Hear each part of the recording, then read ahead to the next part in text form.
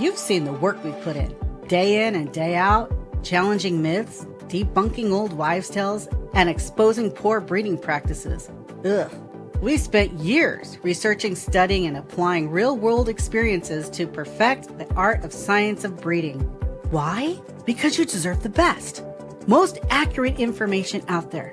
But to keep this mission alive and growing, we need your support.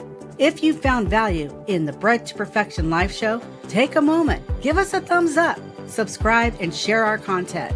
It may seem small, but every like, every subscriber, and every share helps us reach more breeders who need to hear the truth, who want to learn what it really takes to create, maintain, and improve high-quality strains.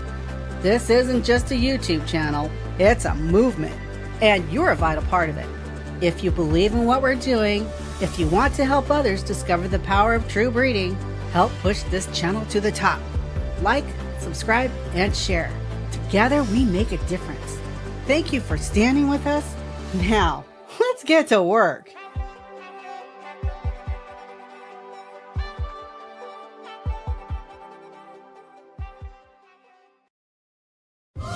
Entertaining, informative, and educational. Inspiring content that makes a difference. This is the Maximus Troy Publications Broadcasting Network. Join the Academy.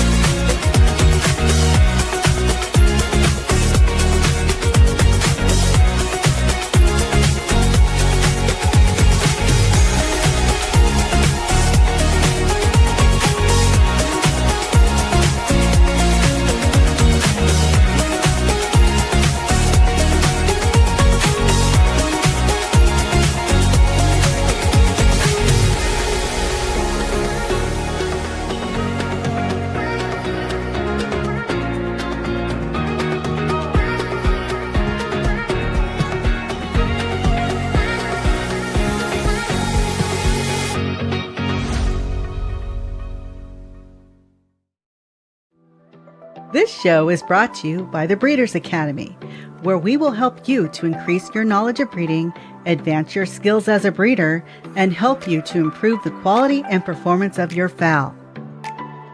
As a member, I'll provide you a roadmap that you will need to create a true family or strain. Starting with a cock from one breeder and a hen from another breeder, no problem. We can help you to turn your flock of hybrid crosses or mongrels into a pure family or strain, and show you how to continually improve that strain each generation. We'll start by showing you how to select your seed fowl and how to turn that seed fowl into a high-quality foundation strain. Our proven breeding programs and specialty courses are designed to take you step by step through the breeding process. And best of all, I'll be there to help you every step of the way. We urge you to check it out. You have nothing to lose, and you can cancel at any time. You also have a 30-day money-back guarantee. Simply go to www.breedersacademy.com to sign up. The Breeders Academy will not only change the way you think about breeding, but improve the way you breed your fowl. Okay, welcome to another episode of Bred to Perfection. I'm Kenny Troiano, founder of the Breeders' Academy, and I'm here with my wife Nancy and my co-host Frank Bradley. What's up? How was your vacation? It's like I never went on one. It happened so fast. It's just like last week we done a show, so it's like I never left.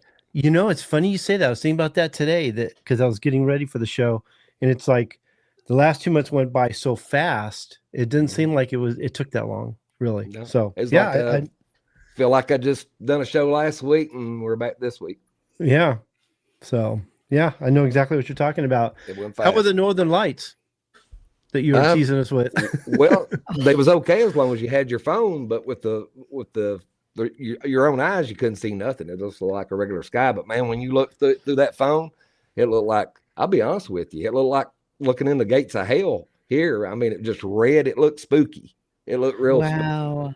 I told Nancy that because we didn't see it that day, and it was supposed to be better the next day. And we went out there, and it was pretty much red skies in the west where the sun went down, right? But in the northeast, there was an area where it was red too, and we're still not sure whether we were seeing the northern lights or just the reflection from the sun. But it did seem kind of weird, and then it was just red for a while. Then it kind of went away. But poor Nancy was out there with her phone for hours just trying to get a glimpse of something that looked like the northern lights. And I was out there praying to God, please give it to her. She needs this. It's on my bucket list, and the night before, people in Ramona were taking pictures of it. It was really good the night before. And I was going to bed at 10 and I went on my phone just to check out Facebook, and I'm like, oh no. So I got up real quick and I looked outside and I couldn't see anything. So I had missed that opportunity because it had shown up right as soon as it got dark. It had shown up. So when I was making dinner, it was going on outside. Yeah. It was the only time I ever heard of it being here too. So yeah. Well, same thing, but it doesn't even take that for Amanda. We'll be at work and there'll be a full moon and she ends up missing. I can't find her. I always know where she's going to be. She's outside and out there snapping pictures of the moon, or if she gets a cloud in behind the moon, whatever. Her and her dad is actually, they love stuff like that. They love astronomy, anything dealing with the stars, planets, the moons. They're crazy about it. Yeah. I'm getting really close to my hip surgery time. Matter of fact, they changed doctors on me. So now I got I think it's the beginning of December. I got to go see another doctor. And I don't know if I have to go through the cycle of getting an appointment after that or how long it's going to take. But my brother called me last night because he just had hip surgery about 2 or 3 months ago, Nancy. Yeah. And he was giving me all the ins and outs of it. He's like, you're going to go through this and it's going to be really bad, but you're going to be all right. He goes, you're going to go through this and this and this, and it's going to be really tough, but you're going to be all right. I go, Vinny, you're scaring the shit out of me, man. So I'm like, maybe I should do this, because I only have some bad days here and there. It's not like I'm totally crippled yet. So yeah. It's like, don't call me. And now he's going to come by tomorrow and give me some more, So, he's got a bunch of stuff for me, like a walker and a cane. He says, that way I don't have to go buy it. But the first 2 weeks is going to be, I'm not going to lie to you. I've seen it firsthand, and first 2 weeks is pretty bad. But once you get over them 2 weeks and that's what he said, start working the soreness out, it gets better and better and better. But them first 2 weeks is going to be tough. Yeah. Just the prep alone before the surgery that you have to do a few days before was enough to make me go, you know what? Forget it. I don't need the surgery. I'm fine, And then he tells me after the surgery, what's that? I'll wait until I absolutely have to have it done. Yeah. So, and then he says for what do you say? Like for 2 weeks after the surgery, you can't even take a shower. I'm like, I go, oh, I don't know if I can survive that. Let's put it this way. Your limitation of standing up, moving those 2 weeks are very limited. Your body will tell you, no, we're not doing that. So in other words, I'm not going to get any sleep. Pretty much. He'll have a bill. Pain medication. Nancy, get over here. I probably won't leave the room much, Yeah. So, I don't know when it's going to happen. Let's put it this way. when I first saw the doctor, he's like, well, we can get you in around July or August. And I go, oh man, can we wait till at least November? Because I got this thing I'm going to. And he goes, yeah. So then they, that particular doctor left the hospital, went somewhere else. And now I'm with another doctor. So I have no idea when this is going to be. I'm just warning everybody that I'm going to be, we'll see how it goes for those 2 weeks, whether I do a show or not, you know. I wouldn't plan on it. No. It'll be I me would and not Frank. plan on it. Yeah, I wouldn't. It'll be plan me on and it. Frank show. If Kitty's there, it's gonna be a big thing of Drew and be like, you know, all of yous go to hell. I hate every one of you. Maybe we should have him on. He'd be the comic relief, you know. Yeah. Only if just I'm buy drunk. a lot of ibuprofen, Kenny. A big. I already one of those did. Big bottles of ibuprofen, man. Yeah, I already did. I got. Doctor said you go to Costco and get, you know, he's got a big 2 packs. bottle. I got a whole bunch. Yeah, I So- take acetaminophen and the ibuprofen and mix them. You know, Oh, really? because they don't counteract each other. Oh, Uh-huh. it's the best ever. I got Amanda on that. That's all she takes now. She takes the acetaminophen with ibuprofen. It's the best ever, man. Best. Yeah. Well, it's been 3 months for him, and I go, was it worth it? He goes, oh yeah, completely. It's a lot better, but he's still complaining that it's not quite right. He thinks it's going to take him a year to be normal again, you know. But he had it so bad he could barely walk. He was out of shape. You know, I'm still active. I still exercise. So he seems to think I'm going to go through a lot better. So we'll see what happens. But So the good word around the town is that you got a good nod from M&M Poultry Guys, which is super cool. it did. And they've got a good following. Sue mentioned it. Now Frank and Pony is mentioning it as well. So we're going to We'll have check to those check that guys out. out. Thank Yeah. you guys. Appreciate that. I have watched a handful of their shows here and there, but I haven't watched them all. But they seem like nice guys, and it's like a bunch of guys at the show kicking back and just talking about chickens, you know, and showing them. So it's quite a bit different than us. But wow, I'm gonna have to go check it out. I'll tell you what. Why don't you guys do the show? I'll check this out a little bit. But so anyways, we were invited to do a class for the Backyard Chicken Summit in March. One of the reasons why I'm a little behind with a few of the projects for November, because after our events we went through, because I told her, because she wanted it done, she kind of wanted it done before November, didn't she? I think so. And I told her, so. can I do it? And can I send it to you in December? Because I got a lot to do and everything. She goes, oh, sure. And I said, I'll put as much attention into it as I can in November, get it done, send it to you. And then the class, I think, is in March. So, but I don't want to say what the topic is just yet, but it should be good. You know, we're putting together the information for it right now. Then we'll get on, record it, send it off to her. And this is the first time I've done it. Sounds pretty cool. When she first invited me, I thought it was something I was going to have to get on a plane and go do, which I was like, okay, cool. I haven't done a seminar in a while, something I used to do all the time. I love traveling the country, going to these seminars and teaching, because you kind of feel it, Frank, when you're doing something like this on video and you know there's an audience, but there's something different about being in a classroom with a bunch of people that you're talking to, and you're getting the feedback as you're doing it. There's nothing like it. I love it. You know, it's totally different doing this and being in the room with somebody. It's totally different. I probably have problems with that. It'd take me a while probably to get into Well, it. I think you get used to it pretty quickly. I think once you do it a few times, you know. Yeah. But- Yeah, it just take probably like anything else, just doing it. But yeah, I can see the difference in it. You just got to know your subject. If you know your subject, it's no sweat. If you're doing a subject you don't know nothing about, that's when it gets tough. Oh yeah. Yeah. That's with anything. Yeah. So when she first invited me, Heather, I was like, okay, cool. But when she told me it was a virtual thing, I went, oh. I go, okay, we'll go ahead and do it, you know. So that's and the new in-person virtual is. yeah, I guess It so. is. I hope it's not going to always be like that, because I sometimes want to get back into the seminar scene, you know. So anyways, let's see. Before you move on, we will let you know, we'll keep you posted as to when it comes out. It's supposed to be sometime in March, like Kenny said, and it's free for anybody to go see it. So when we get close to time, we'll be giving you all notifications, let you know. I do want to welcome the new members. I really appreciate the new members we've been getting. Even got some more old members back into it. Always good. Just know that there's no deadlines. There's no falling behind, no needing to catch up, no testing. You take your time, get to know the website. Just make sure to start with the Start Here pages. And for those who are thinking about joining, go to www.breedersacademy.com. Once you join, you're going to have instant access to the website. You'll have access to the Founders Program, Masterclass videos, programs and courses, the complete collection of podcasts and live shows, all the daily articles that we do. And then you'll get some great advice from Brian Reeder, Peter Brown, Dr. Gallardo.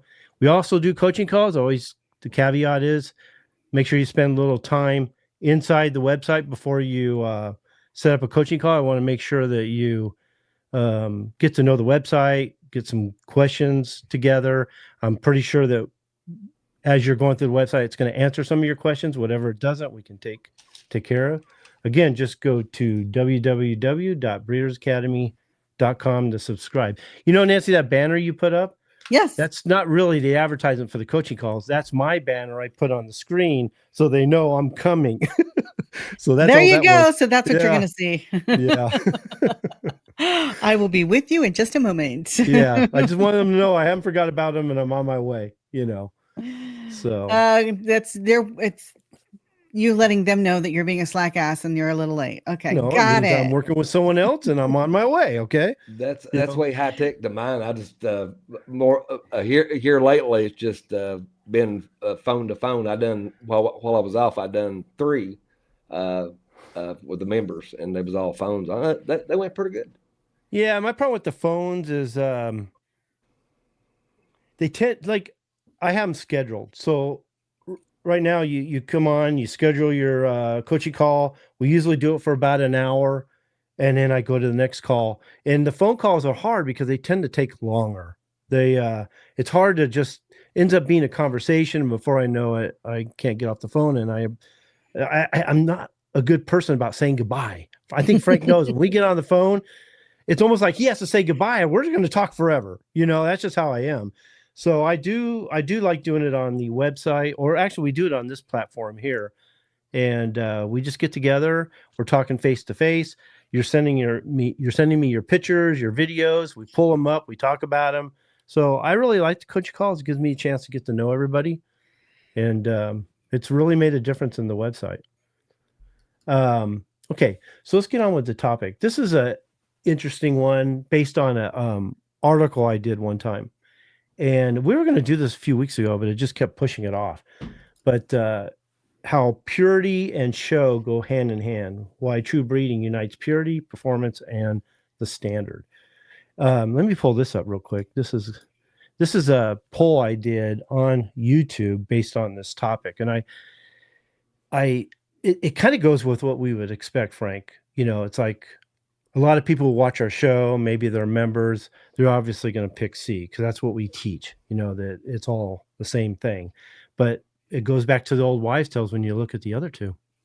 Well, it's looked at as 2 ways. One hand, to a knowledgeable breeder, they're one of the same. They have to be. But to the average person that's doesn't have that much knowledge about maintaining or creating a strain, they don't see the importance of a pure trait family. It's like this. A lot of people out there that get chickens, they can get a cock from one farm, a hen from another one, and they can raise hybrid birds that compete on any level. You know, it's going to be better than the parents. But they lack the knowledge to be able to maintain and purify a family and maintain that family for generations without adding outside blood. And I think that's the biggest problem. They've not had a lot of people that could actually be knowledgeable and show them how to maintain, how to create, how to improve a family. It's just basically being taught, well, you get this cock from this guy, this hen from this guy, and put them together and get good birds. Well, that's all fine and dandy, but that only lasts for so long. So when we do purity, that way our hybrids has not so much diversity in them, and we can make those hybrids even predictable. We know what we're going to get when we cross them. So it's a double-edged sword. I see it every day, but that 33% is still pretty high, pretty high.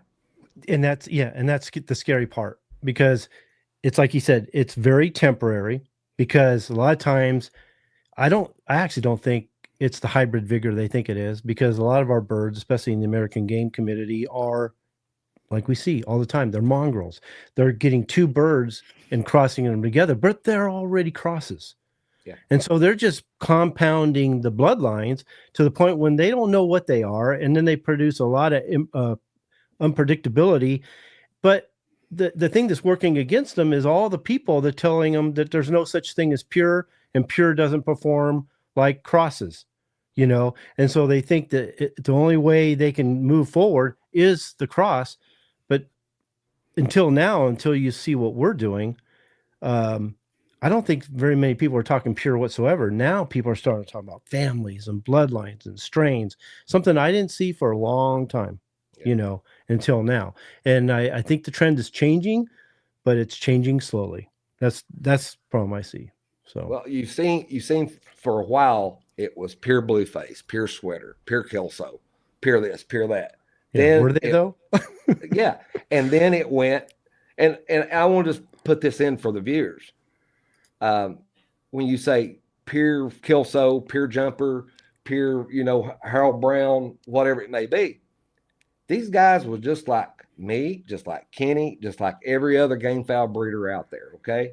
They didn't make a magic wand and say, Pradab, there's my finished product. They got those birds from somebody else, but they called them by their name. Everything that come off their yard was called that name, regardless of its breeding. Okay. Does that make it pure? No. But it give it that name. If Kelso had, say, a 3-way, 4-way cross, it come off his farm, somebody bought it, it was still a pure Kelso, because it come off his yard. And they're still saying that today. Now, back in the day when they were breeding, you could actually say that was a pure Kelso and get by with it. But after so many people has bred them and add stuff in them and actually doing the selection, those wasn't his birds the minute somebody else started selecting on their own. Well, we say it all the time. And what am I, 62 now? So we're talking about a good 45, 50 years ago. Most of the birds, when they call them hatch and kelso, I don't remember sweaters early on. Those seemed to come later for some reason. They was after the radio thing. Yeah, especially the kelso, the clarets. You could look at them and go, that's a hatch, that's a kelso, that's a claret, that kind of thing, because they all look the same. They all had the same conformation, all had the same color and everything. They all had the same traits that represent that particular strain.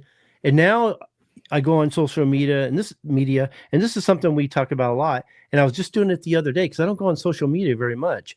And there's a couple sites that are very popular with the American game, so I was checking them out real quick. And they were calling them clarets, they were calling them hatch and kelso and sweater, and they were all different. I mean, they weren't like we remember them, but they were all over the board. They were calling them roundheads. Well, I don't remember roundheads looking like that. I don't remember hatch ever looking like that. They were just a mixture of all kinds of stuff. And then the progressive white that was going through them was insane. The conformations weren't even close. They're still using that term, that station. They replaced carriage with station still. That's what I'm seeing a lot of now, where station is the length of the leg, but it's the comparison between the thigh and the shank along with the angulation. Okay. And by studying that, you can determine what the station is. They're still looking at carriage of station by the flatness of the back and how the body's carried, or where the legs are under the body. They're calling that station. I don't know when that started, but that's a big thing right now that's gaining ground. It's getting more speed, but nothing that we see today represents anything. You can tell they're not pure or anything. You can tell they're not just hybrid crosses or due to hybridization. They're mongrels. They're flat out mongrels. Like Brian and I talk about all the time, that American games, they're not a breed. They're not a variety. They're not a strain so much. They're a land race. They match all the criteria of being a land race breed, because of the way they're constantly adding new blood into them, changing them, swapping blood. Until they stop doing that and stopping the flow of genes, like gene flow, we're not going to have a true breed, because I'm starting to wonder if there is such thing as American games anymore, because there's no standard. The standards out there, there's a number of standards. I think the only standard I would follow is Tony's. The other standards are junk. They don't really represent the breed, and the way people are breeding them, they're just all over the board. So I would say if you're looking for what represents the American game, and as far as your breed's concerned, as far as domestic chickens, check the standard out, because the standard matches is a good guideline for what your birds should be. But if you look like Tony's standard, that's a great standard for the American game, but they got to be true to type, structurally correct. So they have to have the right type, conformation, carriage, and station, healthy and vigorous, because if they're not healthy, you can't build anything from them. And they got to reproduce themselves.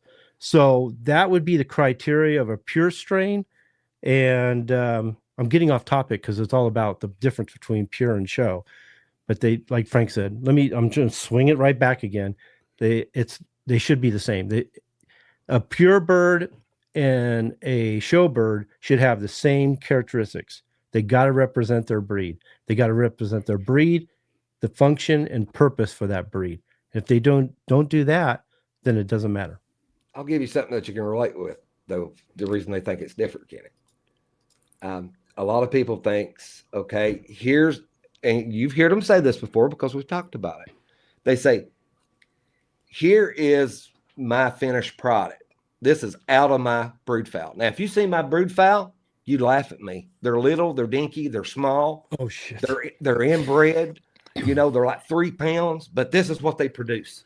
That is BS, people. That is. It doesn't have to be that way. It's your selection that allowed them to get that small and inbred, as they call it. Nothing more. If you do it right, I could bring people at my home and show them an inbred bird, a brother and sister, and say, okay, here's one of my hybrids, and I bet you $1 they couldn't tell me which was which. Well, let me say this.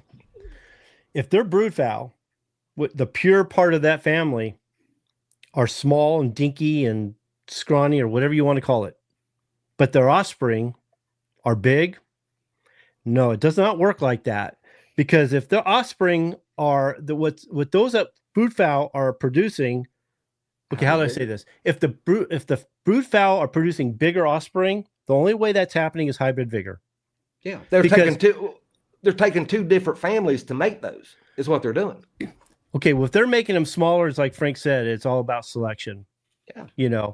Because if it was inbreeding depression, they wouldn't even be able to produce anything off those birds in the first place. So what they do is they line breed. They think they're maintaining them, and they just keep doing that, jumping from line breeding to line breeding, because they think it's a maintenance program rather than a cloning. That's crazy. And they jump and jump and jump. So the size of them goes down.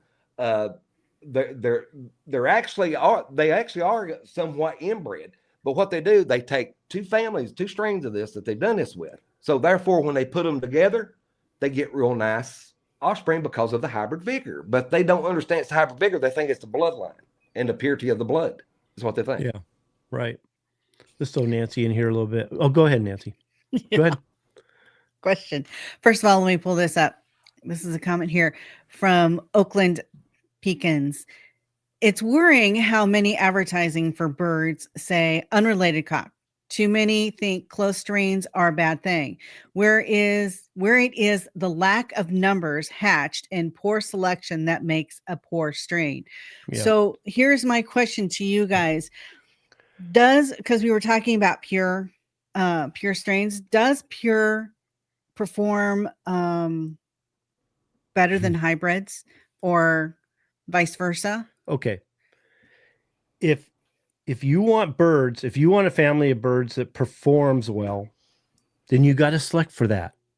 You got to test mate them as you go. You got to select for that, and you got to improve that every generation. That's one of your selection points. If you're not selecting for it, you're not going to get it. Okay. So if you produce a pure family and you want them to have the characteristics that you want, whether it's performance, production, whatever, those are traits you need to actually select for. And you have to do it every generation. And the offspring have to be better than the parents each generation, because when it comes to production, performance ability, those are what we call, like we say it all the time. I always feel like we're saying the same thing all the time, but I don't know how to get around it. It's just breeding. Polygenic traits. Those are your form and function traits. Those aren't improved by adding outside blood. It's not done overnight or really quick. It's done over time, generation after generation, of selecting the birds that express the highest intensity for that trait until the point they're at a high intensity. Okay. So anytime you're losing that, is because you're not selecting for it or you bred it to the wrong bird. Okay. If you're using it, if you're breeding, if you're crossing it or outcrossing it to get the hybrid vigor, then it may seem to be better than the parents. It may seem to be better than the pure fowl, but whatever you're seeing is very temporary. That is the product. You can't go any further than that. They don't reproduce themselves. Okay. You can't enhance or improve hybrid vigor. Whatever the hybrid bird is, that's the product. That's as far as it goes. It's a one-time deal. That's the product. And so a lot of people don't understand that. So then they cross their birds, they get the offspring, and they see this bump in the offspring that seems to be way better than the parents. They think, wow, a jackpot. Okay. Well, after a couple of breedings, I realize it starts to go the other way. They start even seeing more unpredictability to the point they're like, okay, something went wrong. I guess I better add new blood. And it's just a hamster wheel that never ends, and they just keep on doing it, So they're just, and then they got the people alongside of them, their mentors, whatever, saying, don't worry about it. There's no such thing as pure. You just got to keep infusing new blood to get what you want. It just doesn't work like that. It's like Frank and Pony is just saying here, he just had a dispute with a breeder that said inbreeding or line breeding, then you lose fertility. If you don't do it properly, right, Frank? I mean, selection. Selection and understanding how inbreeding actually works. And inbreeding is a tool. A lot of people say it's a method, and I guess it is, but we look at it as a tool because it's used for a specific reason for a specific length of time. But I will say this, and it's inbreeding depression they're worried about. That's what's going to lose it's going to make them infertile, is that as long as you're breeding, and I know people that they inbreed all the time. I'm talking about brother and sister every generation, but they know how to do it. They know how to select. They're not afraid to cull. And they're always breeding towards health and vigor. If you are breeding to a bird that's healthy and vigorous, you are not experiencing inbreeding depression. And inbreeding depression, again, it's the opposite side of the same coin. When you're looking at hybrid vigor, it's not passed to the next generation. It's not inheritable. That's the product.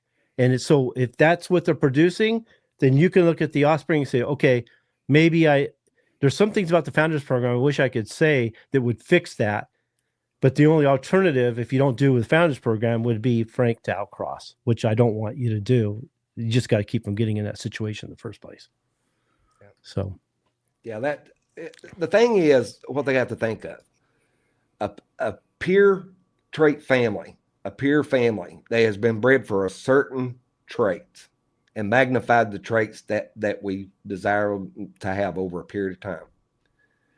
When we do a cross with another family of the same, it makes those birds better than the parents. So the better the parents, the better the offspring with the hybrids. So that's what they're not looking at in a lot of ways. But go back again, just like what they're saying, it's about selection.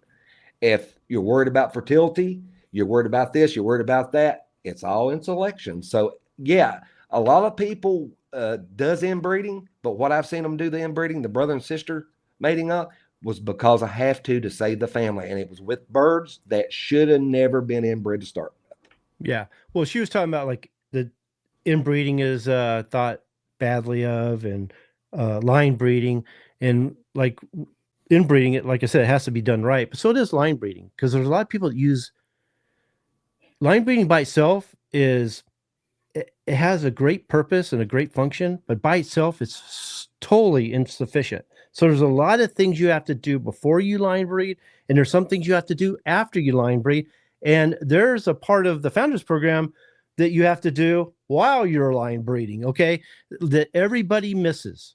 And it's it's probably the biggest reason they fail, because they don't understand inbreeding and line breeding. They don't know how to use it properly. So they see the negative effects of it. They think it's a bad way to go. They think it's detrimental to the family, and they totally give up on it. And what do they do, Frank? They go to in and inbreeding, aunts and uncles, cousins of cousins of cousins, things like that. So there's a place for it, but it's not outside of a family. I'll say that. And it's not going to make you a family ever. Yeah, it's chasing a ghost is what you're doing. That's all you're doing. You're maintaining a little bit of hybrid vigor is all you're doing. Yeah. Frank was talking about selection. Well, selection's probably the most important element to a breeding program, because I don't care how good your birds are. Let's put it this way. I don't care how good of a method you use, or how good of a program you use, or how good of a breeder you think you are. If you're not selecting the right birds, you're going to go in the wrong direction. And a lot of us are starting with a small number of birds, like a pair or a trio. And if you don't select them right, you're dealing with genetic drift at that point. And genetic drift is your friend or your enemy, depending on how you select them and which direction you end up going. Makes a big difference, So I always try to push people to produce as many offspring as you can, and always select for the complete package. But Frank, the breeding program is what makes it all work too. So yeah, well, I had one guy tell me, said, I hear you and Kenny keep saying selection. If I had good birds, that was just everything, of course I'm going to breed those, but I want to know how to get to those. And I said, when we say selection, it's not about the perfect bird that you don't have. It's about breeding for the best that you have each year. Not the perfect bird, but the best you have each year. You can't just make them miraculously appear, so they've got to be made. So it's every year you have to know and be knowledgeable enough to know the best bird on your yard that carries those traits to highest intensity to take forward with. And it's not always going to be a perfect bird. And you're not talking about best of the best in the sense of most people are talking about it either. Okay, because exactly. That's a whole different animal. You know. Yeah. Like I said, it has its place, but it's inside a good breeding program. Yeah. It's yeah. I was going to go somewhere and I forgot what it was. So that's the biggest. Okay, how do I want to say this? So what we need to think about is, how do we start? Which is the Adam and Eve, because it's all about making sure you get the best birds to start with, because that's going to determine the speed at which you go and the progress you're going to make. But Frank, a strain's built, not bought. I agree totally, because a lot of people think they can ride the coattail of another breeder. They think they can buy his birds and have his success. And you do for a small percentage, but there's other factors that go in that. The way the guy breeds them, the way he selects them, the way he cares for them. There's many other aspects of that goes into that to have his success with those birds. And it's just like, money can't buy you this, can't buy you that. It's the same way. It can't be bought. It has to be earned. Because whether you buy them or build them, those birds are not a species, like Brian likes to say. Those need to be nurtured, selected, and refined all the time. You can never relax. And finding good birds in the first place is really tough, because not very many breeders, or even big breeders, whatever, or good breeders that are out there, are going to many times either give you a pure family. The chances are slim whether they're going to give you good birds from that family, and chances are higher they're going to give you birds that are unrelated, because they don't want you to reproduce their family. So the odds are stacked against you right from the beginning. So you need to learn how to actually build your family from the ground up. I don't care where you get them from. I don't care if they're related. I don't care if you get birds from 2 different farms. You've got to learn how to create a family from that. Otherwise, you're just just producing birds. You're not breeding anything. You're not improving anything. You're not building anything. You're just producing numbers. Okay. I don't know about you. That just doesn't sound like fun to me, and it's just a shame because a lot of people are resorted to doing just that. Yeah. And another thing I see them do, they go to a farm looking for birds and they'll select a bird just for one trait and one trait only. And that is the worst thing anybody can do to start out with. You look for the bird that's got it all. Outside, complete got package. the pheno and genotype, the whole package. You don't look for one trait and one trait only. You look for the whole bird. And that's in the hen and the cock, both sides. Yeah. Well, it's funny that people say, I don't care what the bird looks like as long as he can perform. I don't care how what the flock looks like as long as they produce eggs. Well, to me, it's the complete package because to me, they got to look good, act good, and perform well. I don't want a bird that's lacking anything because then what do you really got? You're back to being temporary again because they're not going to, if they're lacking any one of those things, they're not going to be the birds they once were because eventually whatever they were striving at, no matter what they look like, let's say they had great performance ability, but they were lacking confirmation. Eventually down the road, not only they're going to be lacking confirmation, now they're going to be lacking performance ability too. So no, I'm a big firm believer of breeding for the complete package. It may mean that you're going to have less birds to select from because let's say you hatch 100 birds and the general rule of thumb is what they call the 10% rule. So I want to get them down to the top 10% because those are going to be the main birds you're going to select from because that's just usually how it works. And then from there, you select your standouts. So the smaller number of birds you produce means that you're going to have a smaller selection because you're going to be trying to select something that's the complete package or something that's close to the complete package, which means you're dealing with less birds. But those are the birds that are going to progress your family. Those are the birds that are going to move you forward. And that's just how it works. Yeah. And the best thing is, farther you get along, you're getting them where the confirmation, you're getting them, the gene pool tighten. The best thing is, farther on down the road, years down the road, you don't have to breed all those birds to get a good selection because what you're hatching should be a good selection because they're all uniform, they're reproducing themselves. So that's a lot less culling that you got to do. Now, are they going to be perfect? No. But they will have a higher percentage of good birds than, say, your average two hybrid birds put together to where, you have to scrub 2/3 of them to get, a few good birds out of them. Wait a minute, Nancy. I'm going to let you in right after me.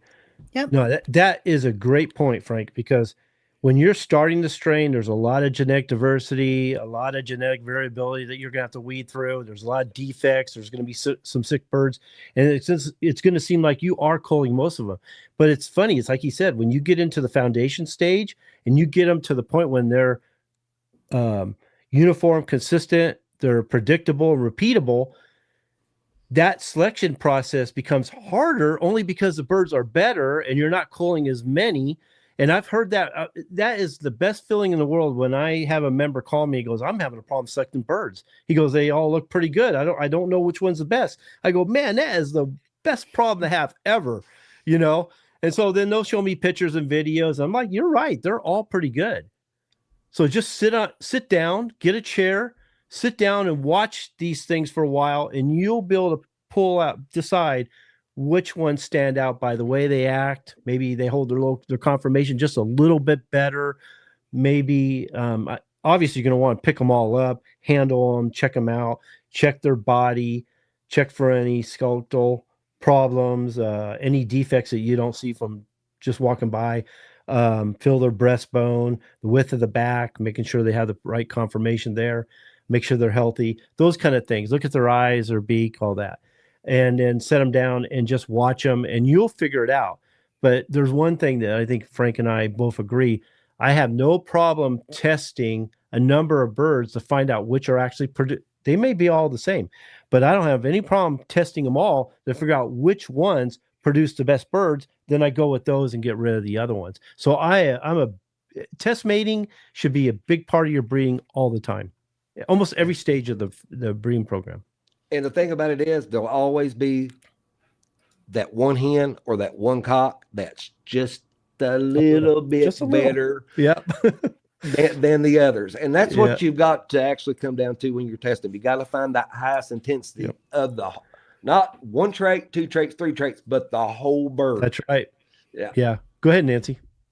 Okay, so question for you guys. Going back up to the poll that you took, why do you think 6% thought purebreds shouldn't go to the show? That's a good question. Superstition. Well, it could be they think that they're not able to compete, or they're afraid to lose them. It could be either one of those two things. I think the first one's more than anything. I think so too, but for me, it would be that I wouldn't want to lose them. I wouldn't take them to the show because I wouldn't take the chance of losing them. Nothing. Yeah, but that's me, though. Here's the thing. You're not supposed to take your brood fowl or your best birds to the show anyway. No matter how much you want to win that show, you're not supposed to take your very best birds, because you lose those, then where's your brood fowl? Well, I agree. That's the reason you take hybrids. You don't take your brood fowl. Well, you take hybrids.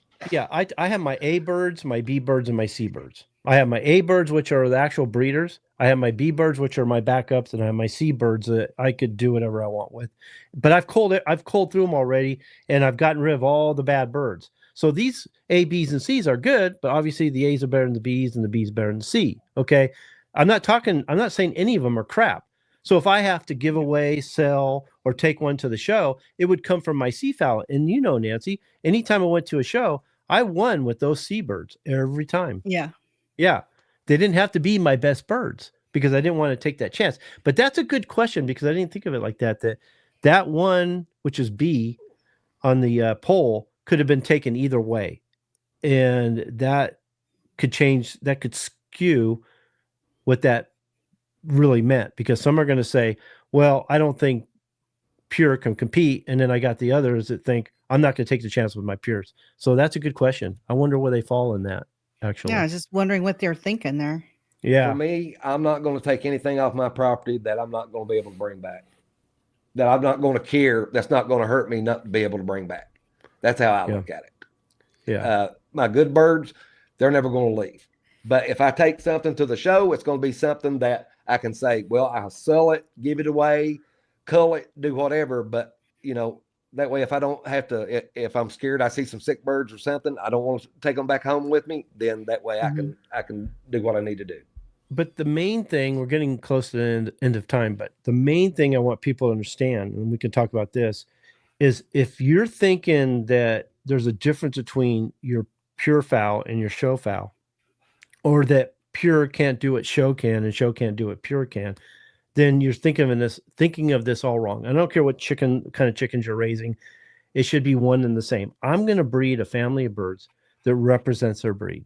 They have the right type, conformation, carriage, station, color, performance, production ability, and temperament and behaviors. They're going to represent their breed to the fullest. And I should be able to do all the things that those birds were meant to do. I should be able to do. I'm not raising birds for show versus pure. To me, it's one and the same. You got to look at it that way. And I just don't think very many people do these days. I don't think they ever did, tell you the truth, because this is something that's been going on since we were young. It's the way they talked. So, well, the thing about it is, if you want continuous, just say you're on a hybrid kick. If you want good hybrids from here until doomsday, that all pretty much are duplicates of each other, then you've got to have the pure fowl to do it with. You can't have one without the other. And we've said this 1,000 times, Kenny, on Miosas. You can't, if they read up on that itself, it tells the story. If they read an article that they could understand, one taken down to where it really explains it, is you can't have one without the other, is really how it comes to, because a true trait inbred family, two of them put together, will produce more hybrid vigor than just two hybrid birds off the wall somewhere. So, I mean, if you're going to do it and do it right, that's the way to do it. And you maintain those birds for a lifetime if you want to. As long as you're willing to put in the work, you can have those birds as long as you want. I was talking to Brian it was recently, him and I did another show together, and we were talking about, matter of fact, it was in the roundtable. He came in. Yeah, that was a great episode, actually. And we were talking about how breeding pure, the difference between breeding pure and hybrid and hybrid vigor. Oh God, how'd it go? By making the number of birds smaller, like in the improvement through reduction program, okay, that you can actually experience a certain amount of hybrid vigor just due to genetic drift, which is what happens when you reduce the number of birds and you build the family up again.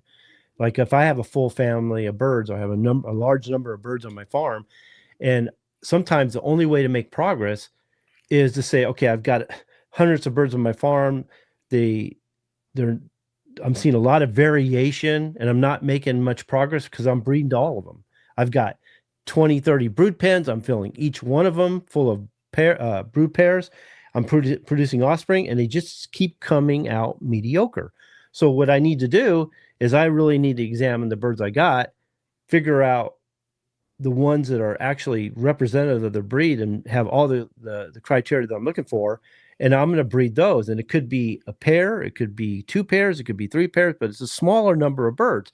So what I'm going to get when I get rid of everything else and just go with those is genetic drift, which I said earlier, it's going to either work against you or work for you, depending on the birds you did select and how you breed them forward. But he was saying that because of that lower number and genetic drift, you do, even though they're pure, you do still experience a certain amount of hybrid vigor from that, which I found very interesting. I've seen it. But we can also do a artificial drift, and you've got to be dedicated to do it. You can still have all those other related birds, but you stick with a particular amount of birds enclosed, and you don't go out of that. So you can do it artificially and still have all those other birds. You just can't be breeding all of them, Well, say it again. I want to understand this. Okay, so say you take a brood pen and you put a cotton hen in there, and you want to experience that same drift. Then you only breed within that brood pen, nowhere else. It's artificial. You're doing the same thing as you killed them all, but you're doing it artificially. You didn't kill them all, but you're only sticking with it. No, yeah, right. Yeah, the dedication has to be there in order to do that and not breed in other outside birds. Yeah, you can't have any temptation to say, wow, this one won, I'm going to breed it in and improve the family. No, you can't do that. Yeah. I've actually seen that, though, what you're talking about. As a matter of fact, I had it happen last year because some birds that I was breeding, they come out and they look like hybrids. They really look like hybrids, and they was really, really inbred. I'm telling you that. They were really inbred. But and that kind of that kind of hybrid vigor, and I'm not sure it's true hybrid vigor, but you do see a bump. Okay, if it's sustainable and you don't see unpredictability, you don't see a lot of different birds from it, but they tend to reproduce themselves and they're not all over the place after that, then that's a good thing. I mean, that shows it's an actual pure family. But if you're doing it and you start seeing variability, you're seeing unpredictability, and they're all over the board, then that was hybrid vigor in the beginning, but they weren't pure. There was still so much genetic diversity within those birds, a lot of genetic variability, that you didn't clean them up properly. But if you have a pure family, you bring them down to its smallest viable number, and you breed them back up into a family from that smaller number, you shouldn't see that much variation. You shouldn't see unpredictability. You shouldn't see big birds, small birds, tall birds, short birds, or anything like that. You shouldn't see multiple colors. I always tell people, when you go into the foundation stage and you're doing your breeding in the foundation stage, because we have a 3-part process of the founders program. You have the genesis phase, you have the transformation phase, and then you have the foundation phase. If you're in the foundation phase and you're going through the generations and you're seeing unpredictability, you're seeing genetic diversity, some genetic variability, you're seeing different colors, different sizes, you're seeing a lot of defects, then you just didn't clean them up properly. You went into that stage prematurely. Those birds weren't ready to be bred that way, So, because I see it all the time where people get a trio or a pair, they go right into what we would consider a foundation stage, and they don't know why they're not improving, so. They skip the cleanup process, correct? They totally skip the cleanup process. Yeah. Yeah. How many times we've used the word seed fowl, starting out with seed fowl. In this I think show? a lot of, for the past 5 years. Oh, okay. A lot. How many times have we explained, seed fowl?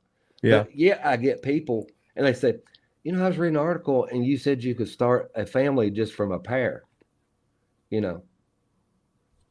But and you're like, that's the seed fowl. Okay. Yeah. But I don't think they're putting 2 and 2 together to see that. But a lot of people are so surprised that you can build a family just off 2 birds.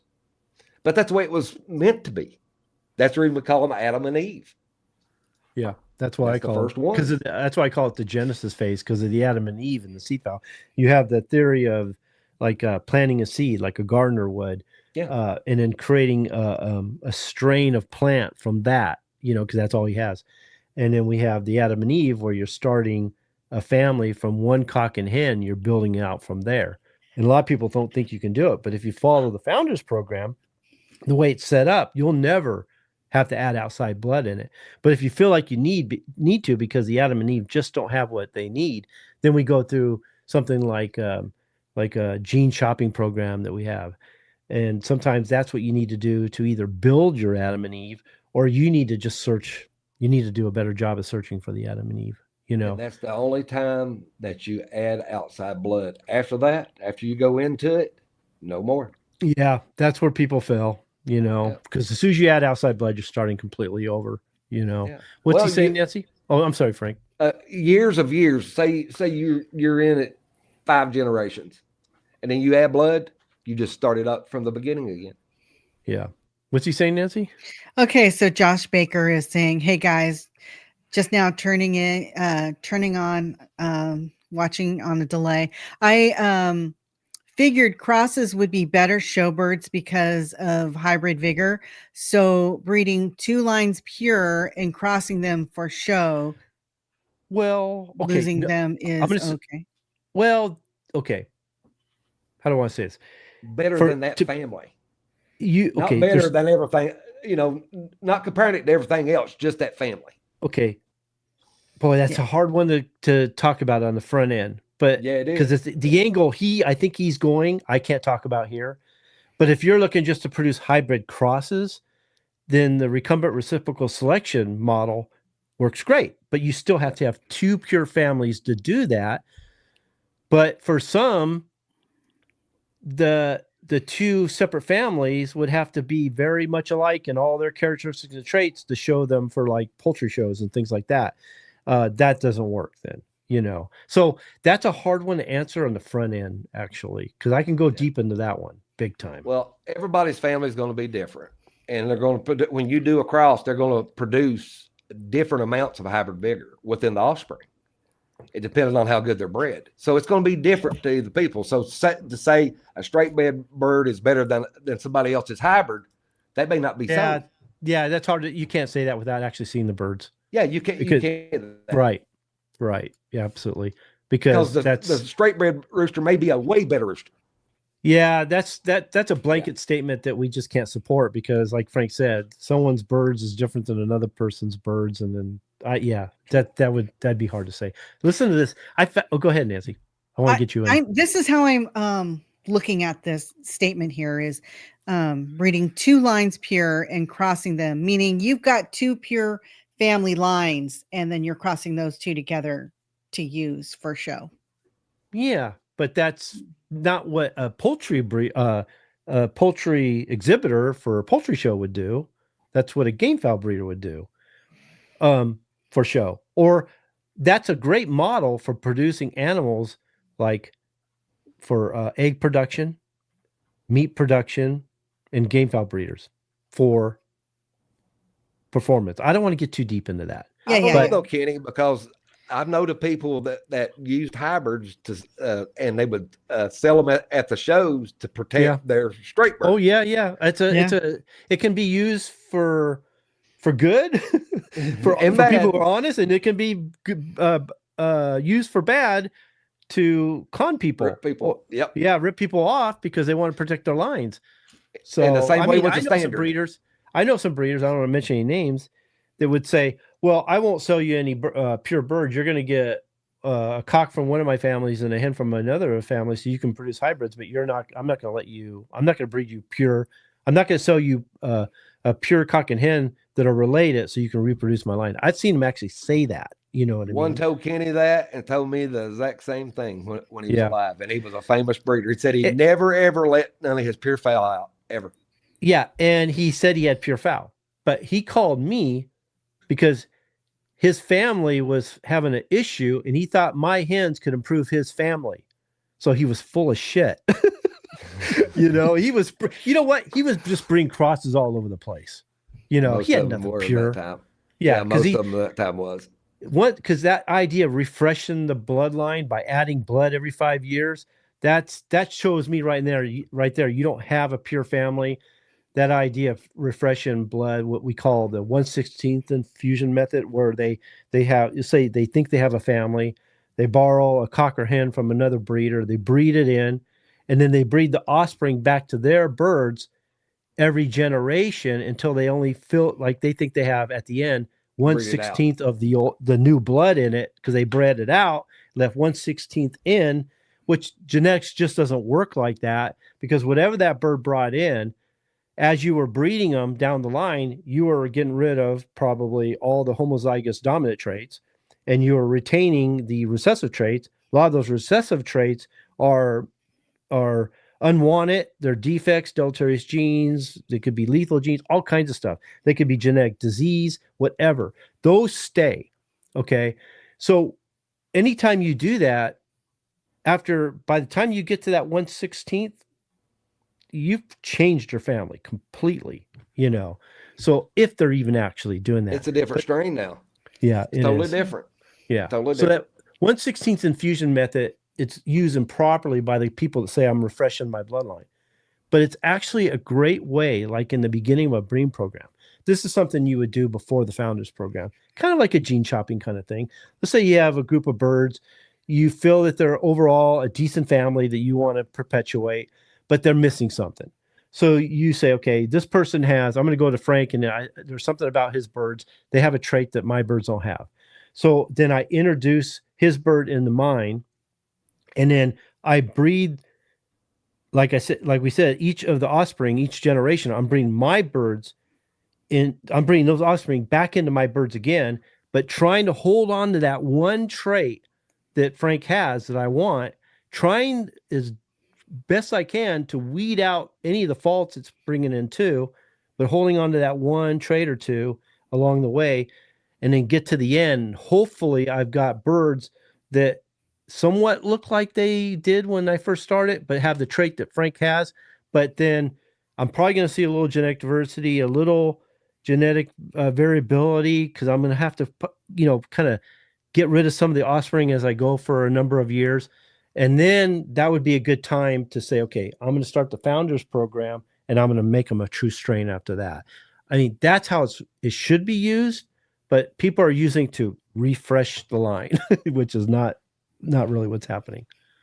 No, anybody watch the show when we, more or less explain it with a clear cup of water and a muddy cup of water? Yeah. Yeah. And you start mixing them together. Once you put it in there, it's in there. It can't be bred out. Yeah, you may breed it to one side to hide it, but it's still in there. Let me go further on that one. Okay. Frank did a good job of summing it up, but let me see if I can give a little detail to it. Okay, so I do the 1/16th infusion. I get to the 1/16th where I think I have 1/16th of that blood and 7/8 of I get this mixed up in my mind. 1/16th of Frank's blood, 7/8 of my blood. Okay. Actually, they get to a point where they think it's all theirs at that point. Okay. So they get to a point where they think that family's all theirs, and they weeded out, culled out, selected out the whatever that new blood brought in. Okay. It's the same thing as the muddy water thing, where I have a clean glass of water.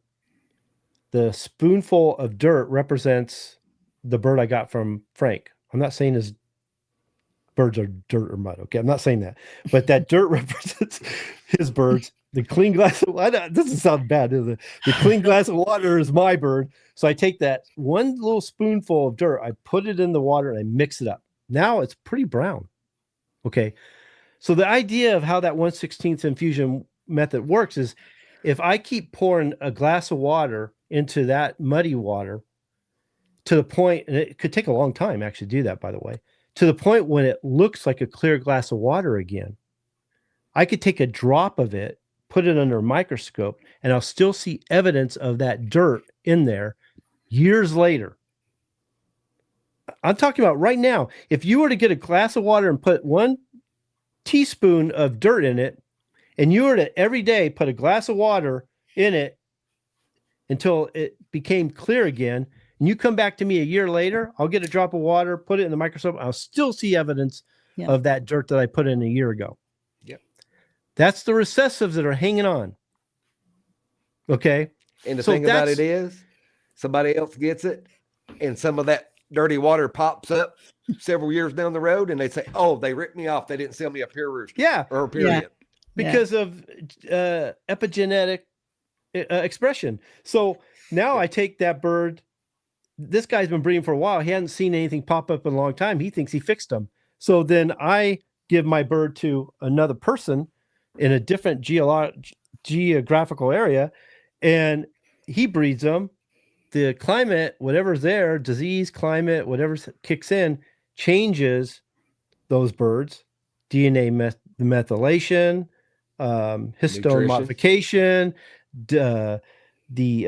nutrition, the weather, all that stuff kind of makes the it changes the expression of the genes. And what it does is it either eliminates a gene, not adds a gene, but expresses a gene, eliminates a gene, or it changes the expression of genes. Okay.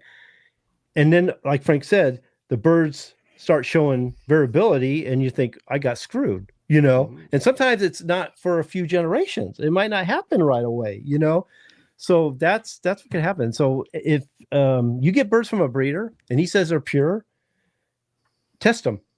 That's the best thing to do. Test the recessive against the dominant and see what happens.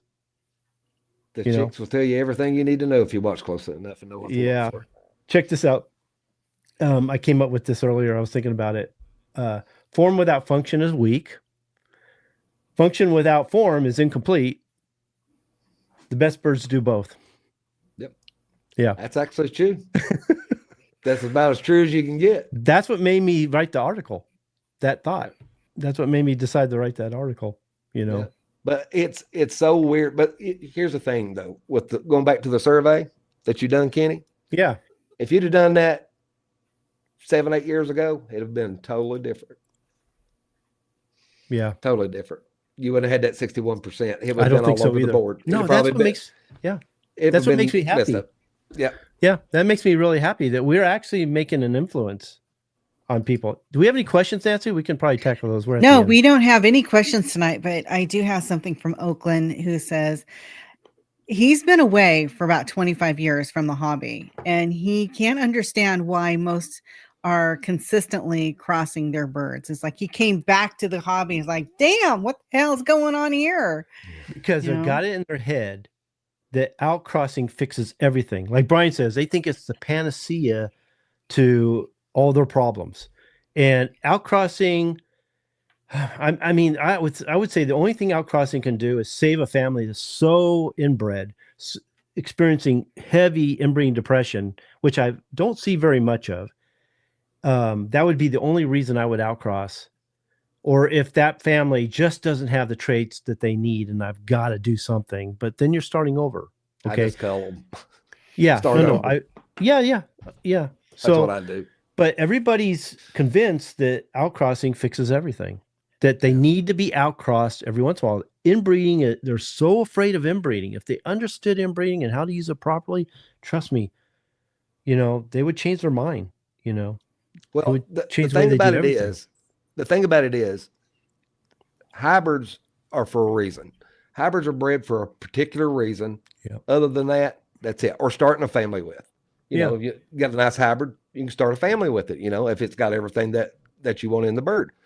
But outcrossing every 4 or 5 years, and like Kenny said, starting over and just jumping that every 4 or 5 years, that's not a family.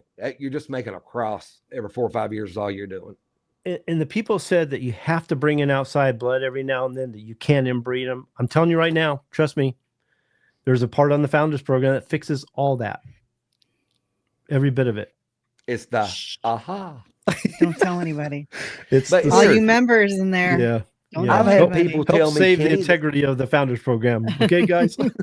I've had people tell me they've seen videos or talked to veterinarians and talked to PhD doctors that said that you had to outcross, that there wasn't any way around it, that you had to outcross. Just because they're doctors doesn't mean they know breeding. And that's I've exactly seen what that. I told them. That's Nope. exactly what I told them. Just I've seen because that you're with a doctor chickens. with a PhD, it doesn't mean they know how to breed chickens. I've It seen doesn't. that with chickens. I've seen that with dog doctors. You know, Oh God, chicken it's doctors. worse with dogs. Yeah. The doctors, the PhD on the dogs. Ooh, Lord, Mhm. it's terrible. Yeah.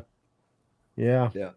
I thought chickens was bad, but the dogs are terrible. Yeah. Kenny done that one day. He goes, you know what? On the dog breeder, and I told him beforehand, didn't I, Kenny? I said, Yeah. when you get into dog breeding, it's nothing like the game fowl community. Game fowl community is way off course from the dog breeding.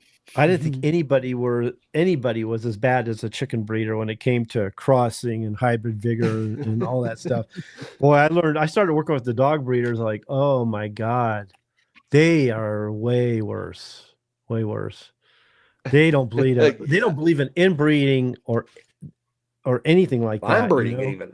No. Well, their idea of No. line breeding is basically in and inbreeding. But And in and inbreeding is breeding your aunt to your nephew, uncle to niece, cousin to cousin, half brother, half sister.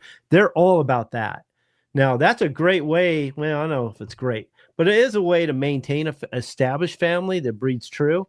I think eventually you're going to run into a problem, but you know what? It's not line breeding. Every time I hear you say that, I see a bunch of cans of paint spilling over and just running together. Yeah. That's what I see Well, with the end and inbreeding. I see a bunch Yeah. of paint just running into each other, different Well, colors. it's like clan mating. That is real close to in and inbreeding. And that's another one. Everybody, man, I've never seen, how do I say this?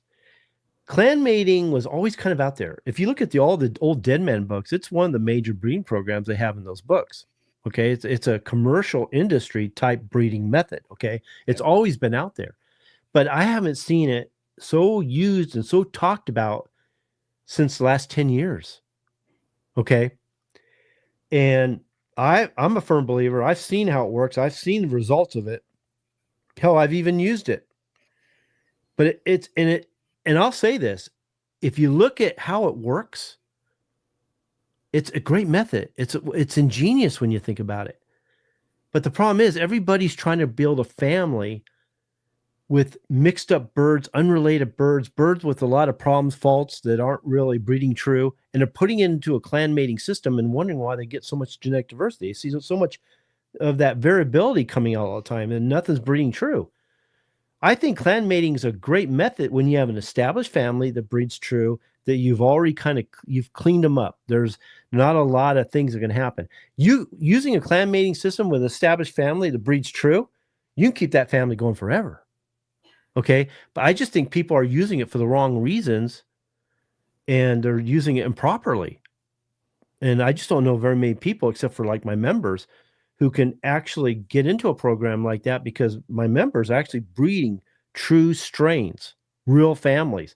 Not too many people actually are, Without knowing how to do these breeding methods or even tools like inbreeding, you're better off to stay away from it. Do your research, join the academy, find out how to do it, because I'm promising you, if you take and try to do it yourself, you're more than likely just going to make problems that you don't ever want. And I tell everybody, they say, why do you say it's dangerous to do inbreeding if you don't know exactly how to do it? Well, that ought to be obvious. That's the reason a lot of people say, stay away from it. Ooh, it'll destroy your family. Yeah. If you don't know what you're doing, it can. It really can. But being knowledgeable about it, it's the greatest tool that we've got to use. Brian Reeder is on board with me with the inbreeding totally. My mentor, Bob, he was all about the inbreeding. I was scared of it too because Tony was afraid of it. I always was. Tony hated it. He talked, I mean, he's like, never inbreed, never brother, sister, never this and that, man. He, to this day, he's like that. Me and him can get in a big argument about that. But Bob was like, no, inbreeding is the way you purify a family. It's a way you create a strain. You cannot create a strain without some inbreeding. It's a necessary element. Yeah. And so he really explained it to me and really sold me on it. Then I started doing the research I did on selective breeding, evolutionary biology, genetics itself, meiosis. And it came very clear to me that inbreeding was a necessity when it came to creating, improving, and maintaining a strain. So it's not all you do. I mean, we talk about all the time, a true breeding program is made up of many methods. Most of the if you talk about a breeding method like inbreeding, line breeding, back crossing, there's all kinds of them out there. They're great. They have a purpose, but using them as a breeding program, no, not. Clan mating would be the closest I come, but there's a lot. You actually have to already have a family to use clan mating as a breeding method, breeding program. But for a true breeding program, it takes multiple methods used at the specific time for the specific length of time to achieve a particular purpose. And then you move from one method to the next. I don't want to get into it, but that's how the Founders Program is set up. And a lot of people think that it's inbreeding. They don't realize it's just a little bit of inbreeding, and then a lot of methods comes with it. You know, that's what they really don't understand. Inbreeding just scares the hell out of any breeder these damn time. You know, not as bad as it used to be, but it's still frowned upon. You know what really sold me on inbreeding too, and I think it was after I talked to Bob. No. Bob kind of sold me on it. Okay. But I know how the progression went. I was talking to Tony. We're talking about evolutionary biology. I started digging into Darwin and evolution and started realizing how close it was to selective breeding. And if you use a certain way, you could get some really great results. But and then I found out that Darwin studied Robert Bakewell, who was the father of selective breeding and was a big proponent of inbreeding. So then I studied him and inbreeding. And I was like, whoa, that's when the light bulb really went off, is when I studied Robert Bakewell, because he was saying that you can't create a family without inbreeding. There's a certain amount of, I don't remember if he used these actual words, but I remember this is kind of the thought pattern he was using, that a certain amount of locking in the genes, certain amount of fixity or fixation had to happen. And without that, he even said it, without inbreeding, we wouldn't have all the different breeds of dogs, all the different breeds of horses, which he was into, and he was also into sheep, and all the different breeds of chickens. None of them would exist today if it wasn't for inbreeding. Brother, sister, inbreeding. Okay? That's right. Yep. That's right. I went as far as when I first started talking about it in the mid-2000s, that even my own friends thought I was a nut job. They thought I lost my rocker and went plumb off crazy. That's how bad it is in the game fowl community, because they was like, man, you've lost your mind. And then a few years into that, they were doing the same thing. Yeah. Well, you know how many enemies I made? Go ahead, Nancy. Isn't it funny how the lingo, when they're talking about breeding, is also changing in the past couple of years? It's not this cock and this hen putting together. It's this Adam and this Eve and this seed. I know. I hear people say it all the time. You know. Yeah. I'm like, okay. So they're listening. I like that. Yeah. That's good. I never heard Adam Eve until I brought it. I came up with it. What gets me, and I brought this up with Kenny, I'll see some of these people that was really critical of me and Kenny in the beginning. So much that they attacked us, really. Yeah. And we never pay no mind to it. We kept our course, went on. I was losing friends over it. People were dropping me like flies on Facebook. And we stuck our course, Yep. And now those same guys that was so critical of us is using the talking points that me and Kenny use on these shows. Yes. But they're flubbing it up. They don't know exactly how it goes. And before they would spit at, inbreeding, pooey, line breeding, pooey, and talk about bloodlines and this and that. And now the very same ones is trying to teach it at a like a mixed up puzzle. You can tell they're using the same words, but they're not doing it like it's supposed to be. But you can tell they've been watching videos and stuff and trying to copy that. You know why I don't worry about it is because they're stealing information. They're trying to make it their own, but they don't know it well enough to explain it. You know, they come close, but they don't explain it fully. They don't understand it fully, so they're not able to explain it fully. So they get to a point where they hit a brick wall. I've seen it many times where they say, okay, I'm going to teach this, and I don't know if they're thinking they're going to take me out or something, but they're like, okay, I'm going to do what Kenny does, and I'm going to own the breeding thing. You can tell in their episodes, they get about halfway through the episode, and you can see it on their face, or they're thinking to themselves, oh crap, what did I get myself into? I don't know where to go next with it, you know? And then they don't do another one. You know what I mean? And then you can see on the screen that they're using ChatGPT on the side to come up with the answer. I know a few people. Yep. I know a few people that someone will ask a question and you can see them typing ChatGPT, and you can tell the way they're reading and explaining it that they got it from ChatGPT. They don't even know it themselves. Okay. So that's going to shoot them in the foot. I don't worry about them because people are going to read into that. They're going to realize their knowledge is limited. And so I don't worry about it. With AI, especially, I told Kenny, some people was calling me, and I'm not going to go into what it was, but they was asking me about a certain breeding, what the hen done, what the cock done, this and that. And I was like, daggone it, I've got 3 people that has messaged me on social media and asked me that same question. I said, do you care if I ask you, who told you that? Where'd you get it at? Oh, ChatGPT. So I got a hold of the other person. Where'd you get it? Oh, ChatGPT. And I was like, oh, dear God. And Kenny knows what I'm talking about. It was off the rocker of what it was telling them. Well, so it don't. Here's the thing. If you know the subject, then you can go in and take out all the stuff that don't belong. But if you don't know the subject, it can make you look like a fool. Yeah. ChatGPT is interesting. First of all, you got to feed the information in properly because it only fills in the gaps so much. Okay. It's, how do I say this? It's like, if you don't understand it properly, here's what it does. It either doesn't fill the gaps properly or, tells you what you want to hear. Yeah, that's it. Yeah. It tells you the way you put it in, it tells you what you want to hear. So it ends up being incorrect. Okay. So I like using it for like when the show's like this show's done here. So I'll put it into my program, and it gives me a transcript of the show, word for word. So then I put that into a AI. It's not ChatGPT. I don't use ChatGPT as much as I used to for different things. I definitely don't use it for writing articles because it's like we said, it's just it'll get you in trouble because it's not complete enough and it's a lot of times wrong.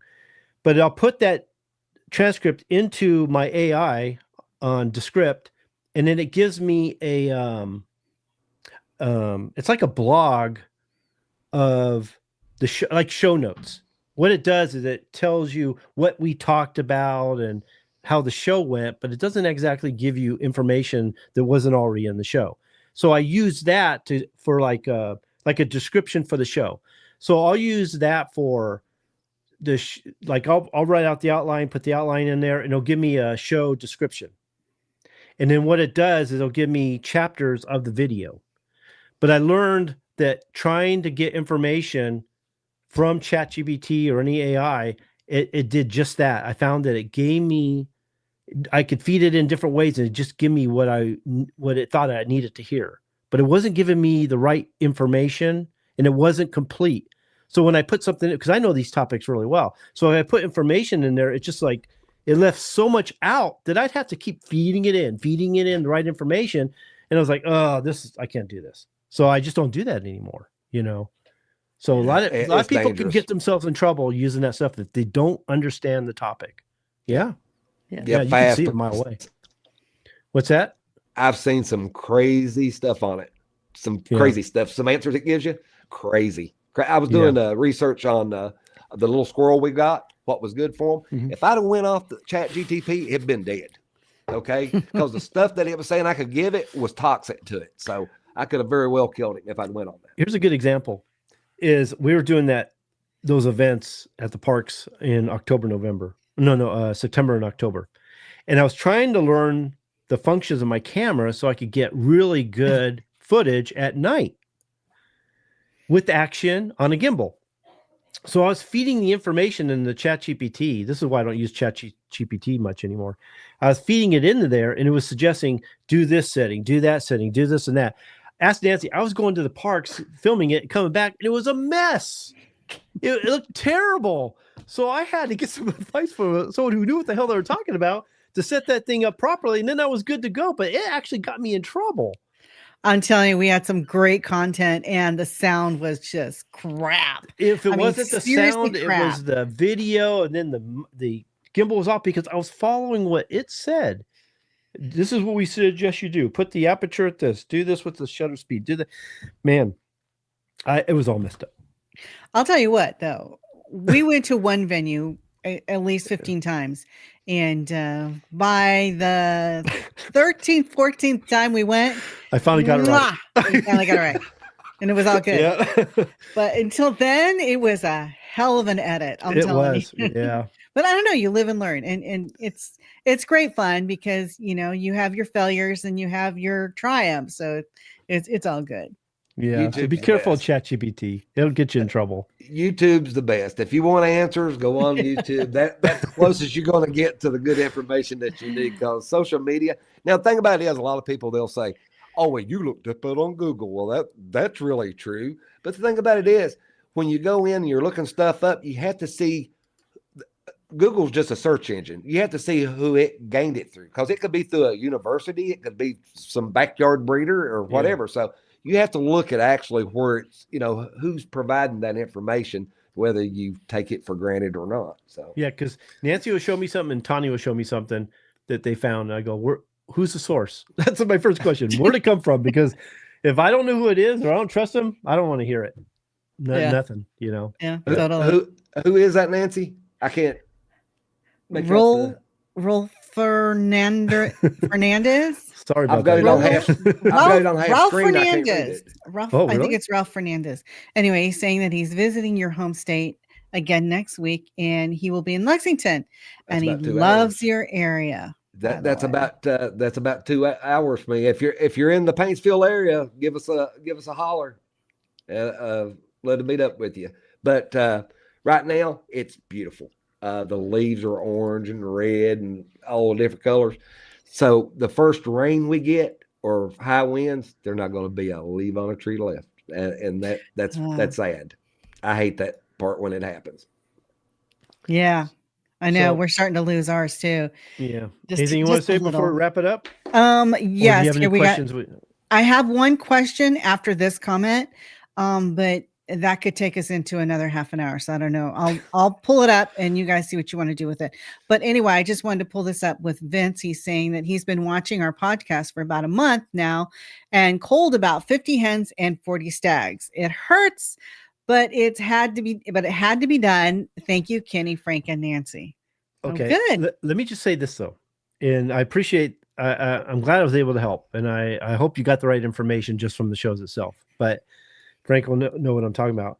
Is there some programs inside the Breeders' Academy on selection, culling, defects, disqualifications, all that kind of stuff that would really help you cull them properly and really locate some of the defects and faults that they may have, which would be a good idea.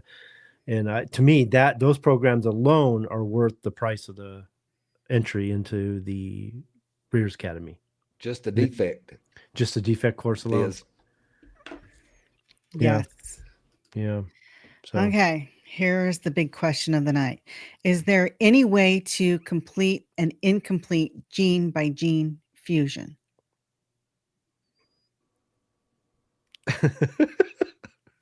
Do you want to tackle that one? Or that sounds like something that we as breeders are not going to be able to do without a lab, right?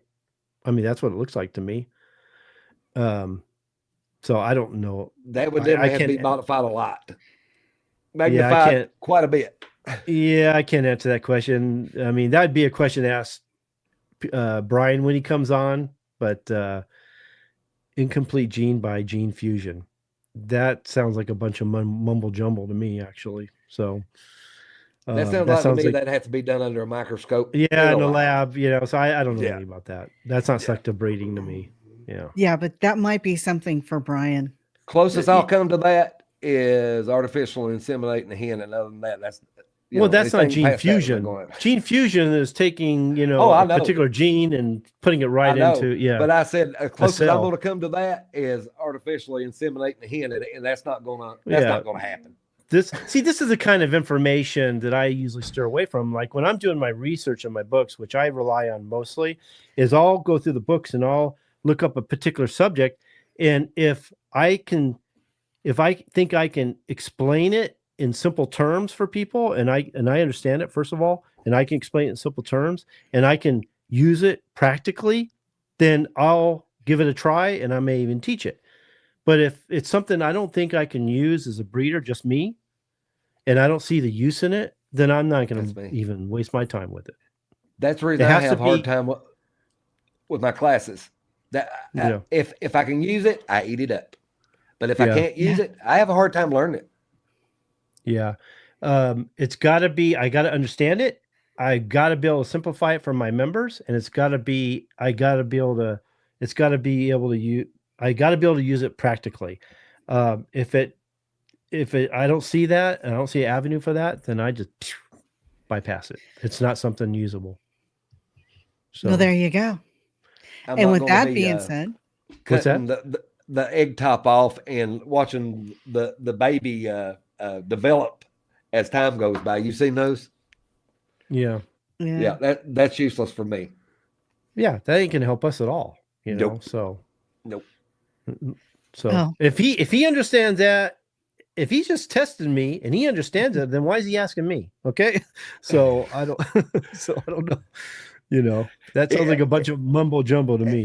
He might have been giving it. No, it's actually a thing. No, I'm not. No. I understand that. I'm not saying it's gene infusion and cell manipulation. I get that all, but that's not something we can do anything with. I would like one day to have the knowledge to do that, to try the dino chicken back out again. I know awesome. We haven't heard anything about that. Well, they quit. They weren't infusing genes or changing anything. They were all they were doing is switch it on and off genes to get it to express some things that are already there, just not expressed. Taking the original DNA and trying to manipulate it to get a certain response. Yeah, they're not adding genes, but they're turning on and off genes, because they felt that they were already there. They could get a tail, but they couldn't get a head. They couldn't get a head, but they couldn't get the arms. They couldn't get the legs right. Yeah, it's like they got the tail, but they weren't getting enough vertebrae in the tail. They weren't getting it long enough. There was some problems. I was watching an interview with Jack Horner. He's getting really old too. I think basically he's retired. I think it's pretty much someone else's project, but I actually think they're still working on it. I just did somebody take it over? I didn't know. I thought he said they did. I got the impression it's still in the works. I hope they do. I hope they did, because I would love to see it continued. But he's not. I don't think. Yeah, I don't think he's part of it anymore. He's retired. Yeah. So I even thought about interviewing him, but I couldn't get a hold of him. So all I kept getting was his handlers. Probably retired. Yeah. So Aaron is letting Vince know that there's too much that is not talked about on this public show that is inside the Breeders' Academy. Oh gosh, yeah. Way more. This is just a little drop of water in the ocean compared to the two. Yeah. All right. I'm going to give somebody one more, and then we've got to hop off because we're already an hour and a half, and Frank still has to go to work, and it's my fault, and I've got to edit it, and it's my fault. I got it. I know, it's all me. I have a hen that came out of the woods and took up with the flock, and she isn't shaped like I want my hens, but she's healthy and vigorous, and her mixed offsprings are great. Is she worth, I think he's meaning testing or breeding, or I'm not sure what that's saying there. I don't know without seeing them. If you're unsure, she's been there for a while, just breed her. You'll know after you breed her. Her chicks will prove her worth. say it like that. Yeah, Her where chicks, she's saying that yeah, her mixed offspring are great. yeah, Hybrid vigor. yep, Yeah. There you Yeah. go. yep. That's what that is. I've seen what do they call them? Weed monkeys? What's another word for Yard them? hatch, Yard hatch, yeah. There's some other words for them. good birds. I've seen those birds mess up families. Okay, so Keep it be off to careful. the But side. I tell you, I have seen good ones in them too. I've seen some of the best yard monkeys that money could buy. No, I'm not but you saying don't I haven't seen good birds come from them, but I've seen them ruin, destroyed. Yeah, destroy another. Like, let's say you have a family, and this bird comes out Mistaken. with some chicks you don't know who they are, and then you end up breeding them or accidentally breeding them. I've seen them ruin families. So yeah. That's the reason I make sure mine's marked where that don't happen. Yes. Yep. yeah. Yeah. Don't Okay. incorporate that hen into your brood flock. Put it off to the side and experiment Yeah. with her, test her, But and see what she has. If she's getting good chicks off of her, and she's got what it takes, start a family from that. Don't put it into the ones you got, but you can start a family off that with her. Yeah. I mean, if she's part of the family, but if the chicks are really strong and they're really vigorous and they're not falling prey to disease, and I mean, she might have good mitochondrial DNA. She might have good disease resistance. I mean, she'd be valuable just for that, I guess. You create a whole family out of that. Yeah. Yeah. There's a Like lot Brian out there. says, birds with good mitochondrial DNA and good genetic resistance to disease, they're bulletproof to almost anything. Those are they're really valuable. Let's put it that way. Yeah. Well, that's the backbone of any family that you create. Yeah. Is that mitochondrial DNA, that mtDNA? If you don't have that, you don't have health. You don't And have the vigor, disease nothing. resistance too. Yes. Yeah. Because Yeah. if you can find birds that are resistant to disease, they never get sick, and they produce really good offspring. Yeah, you could build. Brian said he'd build a family from that in a heartbeat. So. That's something I've not had in many years, is a sick chicken. Me either. Yeah. I've not had a sick one, and I can't remember the last time I had a sick chicken. Except for pox once in a blue moon, I'd never have a sick chicken. Yeah, even with that, it's been a few years. Yeah, it's been a few years. Yeah. It's just because I don't breed anything that was sick or is sick. I see a sick bird, I get rid of it right away. I only breed the birds that have never been sick. Yeah, those go in the burn pile. Yep. Yeah. Wrap it up, Nancy. With some Let's good messages. wrap it up. Yes. Give me a Hope good everybody message. has a really good weekend. If you like our show and you want to see more of us, make sure you subscribe, hit that bell for more notifications so that you never miss an episode. We tend to pop up surprisingly throughout the week. You never know. We may see you on Monday. I'm thinking we will. But also, She's Frank, thinking. I think we're going to need your arc for tomorrow because according to the weather, we're going to get dumped on with rain. Yep. So cross your fingers, everybody. It's available because I've not needed it this summer. So it's been super, super nice. I probably jinxed myself now, though. It'd probably come on a 42-day flood again. Whatever we get, you get more. So yeah, sure. It's coming your way. Yeah, keep it down there with you guys for a while. All right, sounds good. Welcome back, Frank. Glad you're back. Yes. Thanks for having me. I want to say it's been a long 2 months, but it did go fast. It did. And yeah, it did actually. It feels good that we're back to normal. And I really appreciate all you guys showing up. Some of the comment questions really help with the show. And it was a good show. I had fun. So we'll see you guys later. See you guys. Bye.